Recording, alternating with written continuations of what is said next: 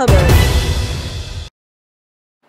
سابق وزیر اعظم پاکستان شاہد خاقان عباسی کی پیپلز سیکریٹریٹ کوہٹا آمد۔ اس موقع پر انہوں نے موجودہ سیاسی صورتحال ضمنی انتخابات کے حوالے سے بریفنگ دی۔ انہوں نے کہا سابقہ حکومت نے ملک کا دیوالیہ کر دیا۔ مسلم لیگ نون پاکستان کی تعمیر و ترقی اور خوشحالی پر یقین رکھتی ہے۔ رپورٹ کر رہے ہیں کوہٹا سے راجہ پرویز اقبال۔ سابق وزیر اعظم شاہد خاقان عباسی کی پیپلز پارٹی سیکریٹریٹ کوہٹا آمد۔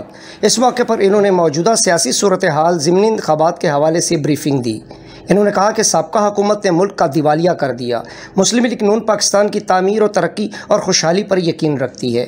انہوں نے کہا کہ پی ڈی ایم کے مشترکہ امیدوار کی جیت نون لیگ اور پی ڈی ایم کی جیت ہے۔ اس موقع پر پیپلز پارٹی تحصیل صدر آصف ربانی قریشی نے مکمل یقین دہانی کراتے ہوئے کہا کہ ہم مل کر کام کریں گے اور مشترکہ امیدوار کی جیت کے لیے پرعزم ہیں۔ بعد ازاں غلام ربانی کڈنی سینٹر کا دورہ کیا اور مریضوں کی عیادت کی۔